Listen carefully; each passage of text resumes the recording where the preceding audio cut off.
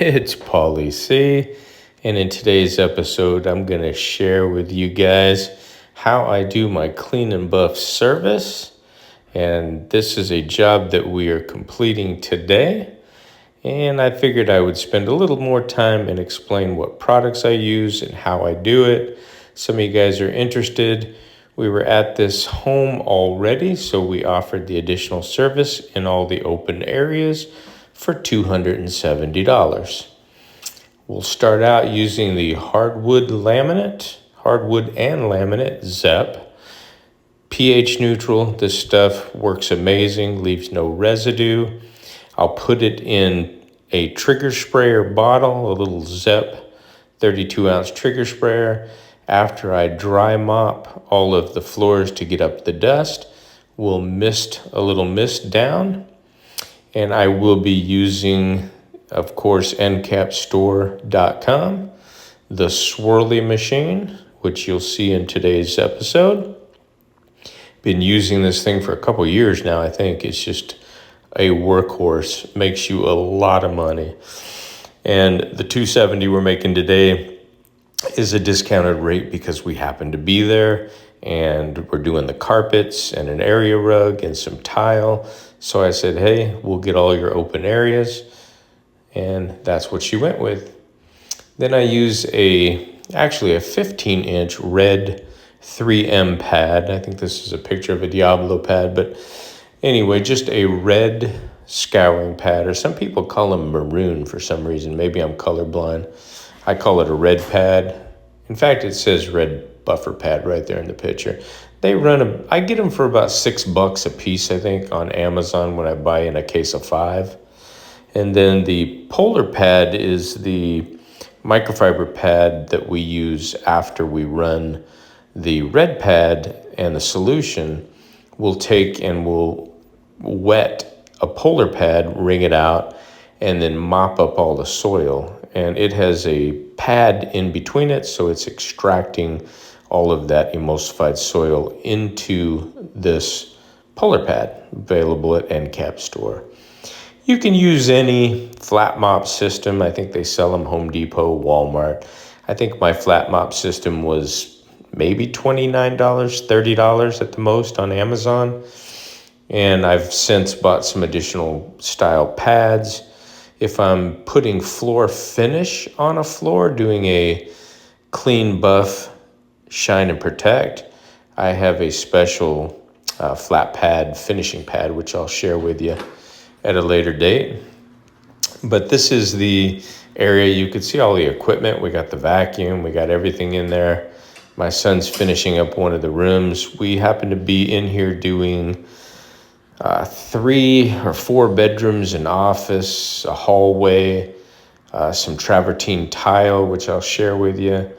But down here, when I was moving the chair and I noticed the glue or a part of the rubber protectors that she had under the chair, I think they're breaking down and they're starting to deteriorate, and they were sticking to the wood floor. So we were able to scrape that off with a flat plastic scraper and a little bit of the ZEP cleaner to break it down.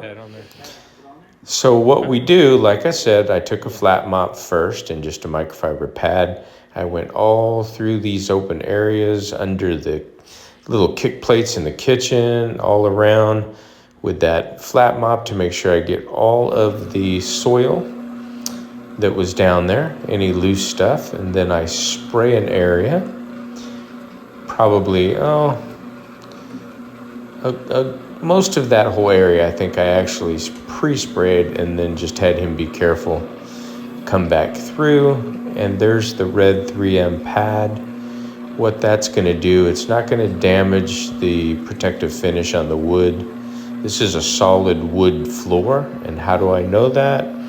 I lifted up the vent and looked at the wood itself, and you could see it's a solid piece of wood. And you can kind of tell right away, but that's if you're new, that's how you check. If you see either like a corkish looking board and a veneer layer on the top, or engineered floors, luxury vinyl plank, you'll begin to see the difference. You can Google images. All right, so after we scrub it, remember we're just misting down the ZEP cleaner, and then we're going over it with the red pad to break up all the soil. It gets all the scuffs and marks and the things that are in the existing polyurethane up and loose. And then the polar pad, it extracts the soil, extracts that emulsified dirt through the little ventricles on I call them ventricles, they're like veins. So it's not a flat pad, it's a microfiber, it has little fingers or little veins, if you will, and they draw the solution up and into the center of the pad. So we're extracting that soil out. You can see it's looking beautiful. And then afterwards, I did take a flat mop and just kind of wet it, wrung it out, and then went over the entire area just to even out everything in case there was any streaks or corners. These are the after photos. This is just one area. We didn't do the stairs today. I think next time she'll have us do that. And there were a few scratches in the floors in certain areas that were deeper down into that poly, which means, when I say polyurethane, which means they would need to be either abraded with a piece of sandpaper. Some people will tape off those areas with painter's tape. Take a 220 grit or 120 grit, depending on what you need, and they'll sand it down a little bit and then tack it with a cloth. Tacking is just getting all the dust up. Look at those pictures, y'all. Woo! But anyway, and then they'll get some of that polyurethane that you can just wipe right on and fix it that way. I don't do repairs like that, but the best way to do it is screen and recoat. So if they're beyond a clean and buff, this one I don't think needed a screen and recoat. Clean and buff was perfect. There's no buildup of wax. She showed me the maids are using a professional, I think it's called Polyman neutral pH cleaner that they clean the floors with or mop the floors with, but everything looks beautiful. The ZEP is a professional grade. They've been around a long time. I've used the ZEP products for many years, and the ZEP wood floor cleaner works great. If I was doing a decontamination or breaking down wax, I use a dissolver, and then that breaks everything down. It's a little more extensive. You got to bring the shop vac in, suck up the slurry. I'll save that for another video. And then I use not a polyurethane, but an acrylic poly-based, water-based, I think it's called Pro Finisher. It's like a 1-year finish. It's just a top coat that goes on. It's a gloss, low gloss, and it's a protective coating that protects the existing poly.